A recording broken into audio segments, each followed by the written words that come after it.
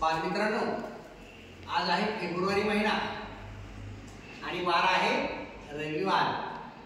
February महिन्याचा हा तिसरा रविवार आहे आणि तिसऱ्या रविवारी आपण बालसंस्कार वर्ग घेण्यासाठी श्री स्वामी समर्थ महाराजांच्या दरबारामध्ये मुक्काम पोस्ट कोलार बुद्रुक तालुका राहाता जिल्हा अहिल्यानगर या ठिकाणी आलेलो आहोत। बालमित्रांनो, आज आपण आल्यानंतर आपली पादत्राणे आपण पहिल्यांदा चप्पल स्टँडवरती ठेवली, म्हणजे पादत्राण्यासोबत आपल्यातला आपण चप्पल स्टँडवर सोडला। मी आणि पादत्राणे चप्पल स्टँडवर सोडावी आणि अगदी महाराजांचे भक्त म्हणून श्रद्धाळू मनानं आपण केंद्रामध्ये प्रवेश केला। त्यानंतर आल्यानंतर आपण औदुंबराला 11 प्रदक्षिणा आणि 11 प्रदक्षिणा मारत असताना आपण एक मंत्र जप केला, तो म्हणजे कोणता? दिगंबरा दिगंबरा श्रीपाद वल्लम दिगंबरा बघा। आणि दत्त महाराजांना साक्षात वंदन करून औदुंबर वृक्षाचे चरणी लीन होऊन वृक्ष संवर्धनाचं महत्व अंगी बाळगून आपण दरबारामध्ये प्रवेश केला। प्रवेश केल्यानंतर आपण महाराजांच्या चरणी लीन झालो। 3 वेळा महाराजांना वाकून झुकून नम्रतेने मुजरा केला आणि मुजरा केल्यानंतर तुमच्याच बालसेविकांनी श्री स्वामी समर्थ जपमाळ 1 माळ मंत्र जपला। 108 वेळा महाराजांचं नाम आपण आपल्या मुखातून घेतलं, बरोबर? महाराज माऊलींचं नाव। ही सेवा आपल्याला दिंडोरी प्रणित या आध्यात्मिक विद्यापीठाचे आणि साक्षात श्री स्वामी समर्थ रूपामध्ये वावरत असणाऱ्या, पांढऱ्या वेशभूषेमध्ये वावरत असणाऱ्या परमपूज्य गुरु माऊली यांनी हे भाग्य आपल्याला उपलब्ध करून दिलेलं आहे। ते साक्षात स्वामी समर्थ महाराज आहे आणि या माध्यमातून बालसंस्कार वर्गाकडे येत असताना आपण सुरुवातीला शवासन, योगासन याविषयीची माहिती घेतली। त्यानंतर आपण सुविचार पाहिला की जो बाहेरून चांगला असतो आणि आतून मात्र चांगला नाही, त्याचं जगणं म्हणजे व्यर्थ आहे। आणि जो बाहेरून चांगला आहे आणि आतून पण चांगला आहे, आचारानं, विचारानं, अभिव्यक्तीनं, वागण्यानं, संस्कारानं, त्याला सगळं जग शोधतं। बाहेरूनही माणसानं चांगलं असावं, नेमकं नेटकं, आणि आतूनही अंतरंगातूनही चांगलं असावं, अशा व्यक्तीचा समाज शोध घेत असतो। हा सुविचार आपण पाहिला। त्यानंतर उष्णताच्या या पुढच्या कालावधीमध्ये उष्णताचे जे विकार आहेत वेगवेगळे, त्याला कसं सामोरे जायचं अर्णव, हे आपण पाहिलं।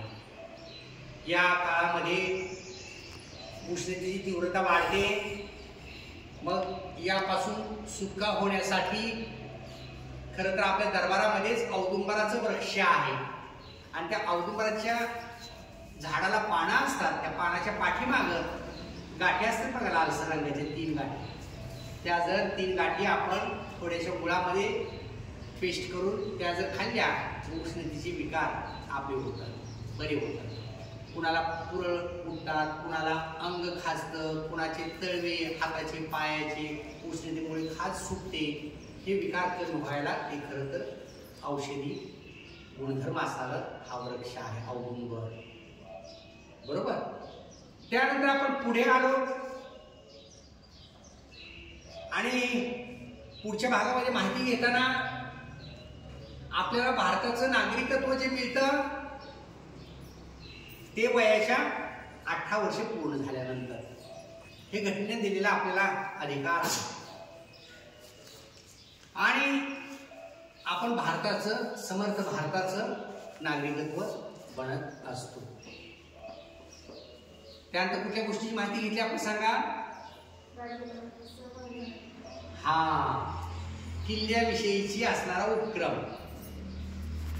आपल्याला माहिती आहे की आता बुधवारी 19 फेब्रुवारीला छत्रपती शिवाजी महाराजांचा जन्मोत्सव आहे अखंड भारतवर्षामध्ये छत्रपती शिवाजी महाराजांचं आराध्य दैवत, छत्रपती शिवाजी महाराजांची कार्यशैली, ऐतिहासिक असणारा पराक्रम, शिवकाळ, शिवशाही, वैचारिक शिवजयंती साजरी केली जाते आहे. आणि या काळामध्ये आपण गडकिल्ल्याला भेटी देतो, गडकिल्ल्याचा सहली करतो. ठीक आहे, आपल्याला गडकिल्ल्यावर नाही जाता आलं तर एखाद्या किल्ल्याचं प्रतिरूप तरी आपण केंद्रामध्ये उभा करतो आणि किल्ल्याविषयीची माहिती आपण संकलित करतो, गोळा करतो. मग ज्या किल्ल्यावरती पुणे जिल्ह्यातील जुन्नर तालुक्यातील शिवनेरी किल्ल्यावरती महाराजांचा जन्म झाला, असा जुन्नरचा किल्ला असेल, सिंधुदुर्ग किल्ला असेल, पन्हाळगड असेल, विशाळगड असेल, जंजिरा असेल, अशी किल्ल्याची माहिती आपण संकलित केली पाहिजे. ही माहिती सहज सुलभ तुम्हाला वेगवेगळ्या नवसमाज माध्यमाच्या द्वारे उपलब्ध होते. आपण अभ्यास केला पाहिजे. त्यानंतर कशाविषयी माहिती घेतली आपण? पाणी जपून वापरा. तहान लागली, बरोबर, उन्हाळ्यात तहान लागते आणि संदेश आहे तो म्हणजे पाणी जपून वापरा. खरं तर पाणी पिताना छोट्या ग्लासचा वापर आपण केला पाहिजे. मोठ्या ग्लासमध्ये पाणी घेतलं, 2 घोट 3 घोट पिलं आणि राहिलेलं पाणी आपण काय करतो? मग वेस्ट करतो. फेकून देतो. जल ही संपत्ती आहे. पाणी ही काय आहे? जलसंपत्ती आहे. पाणी जपून वापरा. पाण्याची बचत म्हणजेच पाण्याची निर्मिती, असे वेगवेगळे बोधवाक्य, घोषवाक्य आपल्या समोर येत असतात. बालमित्रांनो, पाणी आणि वाणी जपून वापरली पाहिजे. पाणी आणि वाणी जपून वापरली पाहिजे असं म्हटलं जातं. का तर ती अमूल्य संपत्ती आहे, अमूल्य असा ठेवा आहे. हे पाहत असताना आपण सर्व धर्म समभाव आणि आठवड्यातील सण, उत्सव, राष्ट्रपुरुष, महापुरुष याविषयीची माहिती बघत असताना 23 फेब्रुवारीला काय आहे? राष्ट्रसंत गाडगे महाराजांची जयंती आहे, याविषयी माहिती पाहिजे. त्याच वेळी 23 फेब्रुवारीला जागतिक मातृभाषा दिवस आहे. आपली मातृभाषा कोणती आहे? मराठी. महाराष्ट्राची राज्यभाषा कोणती आहे? मराठी. आपल्या महाराष्ट्राची प्रथम भाषा कोणती आहे? अभिजात मराठी आज गौरवाला गेलेली आहे. मराठी भाषेला अभिजात भाषेचा दर्जा मिळालेला आहे. मराठी ही इसवी सन पूर्व 2000 शतकामध्ये होती. मराठी भाषेला 2000 वर्षापूर्वी इतिहास आहे असं आता सरकार मान्य, शासन मान्य, राजमान्य, लोकमान्य झालेलं आहे. म्हणजे या भारतामध्ये संस्कृत, तमिळ, तेलुगू, मल्याळम या 4 भाषेला अभिजात भाषेचा दर्जा होता. आता मराठीलाही अभिजात भाषेचा दर्जा मिळालेला आहे. म्हणजे भारतामध्ये आता 5 भाषा अभिजात भाषा आहेत, ज्या भाषांना 2000 वर्षापूर्वीचा इतिहास आहे असं केंद्र शासनाने जाहीर केलेलं आहे. तसं मराठी ही सुद्धा अभिजात भाषा आहे. संतांच्या अगोदरी महानुभाव संप्रदायामध्ये, त्याही अगोदर शिलालेखामध्ये, ताम्रपठामध्ये, नाथांच्या ग्रंथामध्ये मराठी ही काय होती? लेखी रूपामध्ये अस्तित्वात होती, लोकभाषेमध्ये, लोकव्यवहारामध्ये अस्तित्वात होती. म्हणून आपण मराठीत बोललं पाहिजे, मराठीत लिहिलं पाहिजे, मराठीत सही केली पाहिजे. मराठी आपली काय आहे? मातृभाषा आहे. मराठी ही आपल्या हृदयाची भाषा आहे. Mother tongue is the heart of language असं म्हटलं जातं. मातृभाषा ही हृदयाची भाषा आहे. तो वर्ड्सवर्थ म्हणतो. म्हणून 23 फेब्रुवारी हा दिवस जागतिक मातृभाषा दिन म्हणून साजरा केला जातो. त्याचबरोबर 23 फेब्रुवारी हा दिवस राष्ट्रसंत गाडगे महाराज यांची जयंती साजरी केली जाते. गाडगे महाराजांचं एक टोपण नाव होतं. काय नाव होतं? डेबूजी. अव्वल ब्रिटिश कालखंडामध्ये 23 फेब्रुवारीला गाडगे महाराजांचा जन्म झाला. गाडगे महाराजांना 4 मुलं होती, परंतु त्यांना आपल्या गुरुकुल अनुग्रह मिळाल्यानंतर पहाटे 3 वाजता त्यांनी ग्रहत्याग केला आणि लोककल्याणार्थ, समाज कल्याणार्थ त्यांनी संसाराचा त्याग केला. त्यांच्या मामाला त्यांच्या डोळ्यात एक सावकाराने फसवलं. हे पाहून त्यांना खूप मनाला वाटलं आणि शिक्षणाचा प्रचार प्रसार करण्यासाठी कुणी निरक्षर राहू नये म्हणून संत गाडगे महाराजांनी जागोजाग महाराष्ट्रामध्ये शाळा आणि वसतिगृह सुरू केली. त्यातलं राहुरीला गाडगे महाराज मिशन आहे, रोडच्या अगदी उजव्या बाजूला. साक्षात राष्ट्रसंत गाडगे महाराजांनी स्थापन केलेली शाळा आणि वसतिगृह तिथं आहे. गाडगे महाराजांनी घाट स्थापन केले. गाडगे महाराजांनी अन्नछत्र सुरू केलं. गाडगे महाराजांच्या कीर्तन शैलीमध्ये एक उद्घोषणा असायची, गोपाला गोपाला देवकी नंदन गोपाला.